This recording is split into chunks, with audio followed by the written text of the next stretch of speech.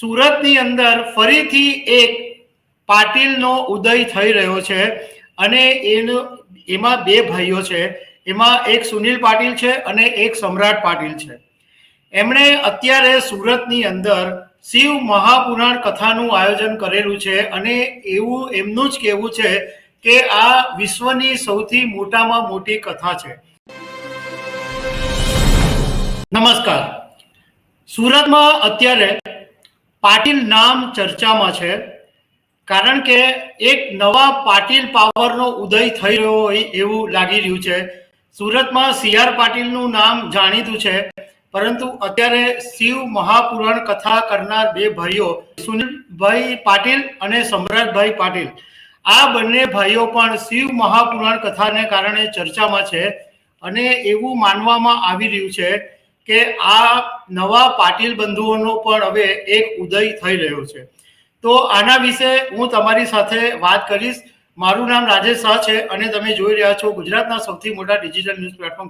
CR પાટીલને જે લોકો જાણે છે એમને ખબર છે કે એક કોન્સ્ટેબલથી માંડીને એમની જે રાજકીય કારકિર્દી છે એ એમનો ગ્રાફ સતત ઉપરને ઉપર રહ્યો કે ગુજરાત પ્રદેશ પ્રમુખ બન્યા, કેન્દ્રીય જળશક્તિ મંત્રી બન્યા અને એમણે ઘણા બધા રાજકારણની અંદર મહેનત કરી અને આગળ આવ્યા.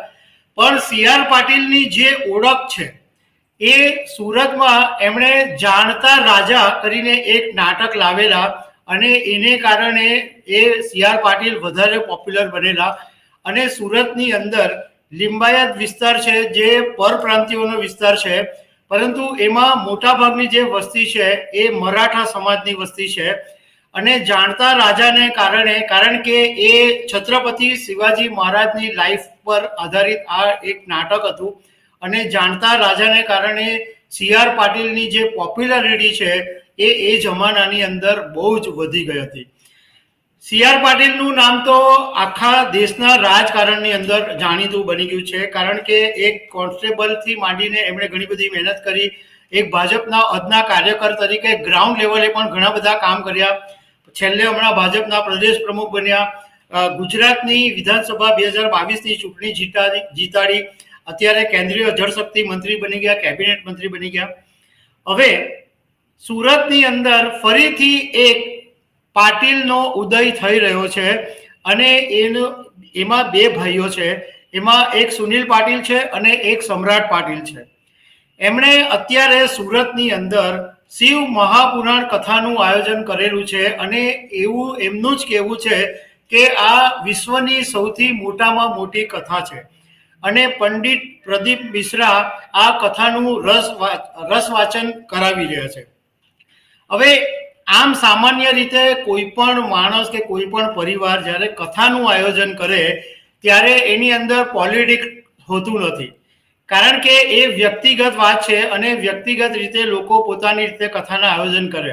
પરંતુ આ જે બંધુઓ છે, પાટીલ બંધુઓ સુનિલ અને સમ્રાટ, એમનો પોલિટિકલ ઈરાદો હોય એવું ક્લિયર કટ લાગી રહ્યું છે, કારણ કે એમણે જે પોસ્ટરો બધી જગ્યાએ મુકાવ્યા છે, લગભગ સુરતની અંદર 80 થી 100 જેટલા પોસ્ટર્સ છે અને એ પોસ્ટર્સની અંદર બધા CR પાટીલથી માંડીને PM મોદીને ઘણા બધા રાજકારણીય નેતાઓના પ્રોબ્લેમ બી છે અને આ બધાને કારણે ભાજપની અંદર આંતરિક ઝઘડો પણ ઊભો થયો છે.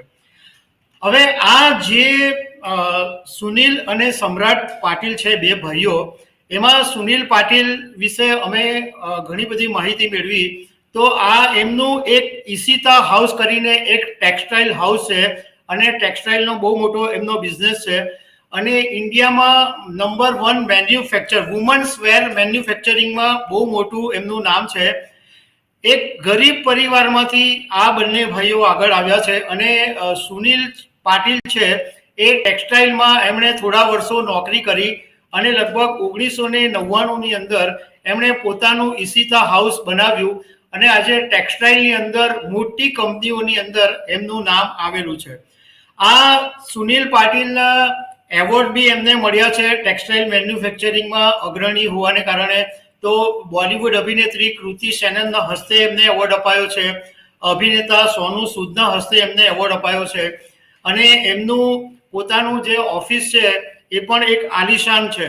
મતલબમાં એમનો ઈરાદો પણ પોલિટિક્સમાં આગળ આવવાનો હોય એવું લાગી રહ્યું છે, કારણ કે જે રીતે જાણતા રાજાને કારણે CR પાટીલ આગળ આવ્યા, એ રીતે આ શિવ મહાપુરાણ કથાને કારણે સુનિલ પાટીલ અને સમ્રાટ પાટીલ પણ રાજકારણની અંદર પોતાનો પગદંડો એટલે પગ પેસારો કરવાની શરૂઆત કરતા હોય એવું લાગી રહ્યું છે. બીજું કે આ જે કથા છે એની અંદર માત્ર સુરતના જ મહારાષ્ટ્રના લોકો આવે છે કે સુરતના જ લોકો આવે છે એવું નથી, પરંતુ આખા દેશભરમાં જ્યાં મહારાષ્ટ્રના લોકો વસે છે ત્યાંથી હજારોની સંખ્યામાં લોકો આવે છે. એક દિવસમાં લગભગ 2 થી 2.5 લાખ લોકો આ કથામાં આવે છે અને બધાના માટે મફત ભોજનની વ્યવસ્થા પણ કરવામાં આવી રહી છે.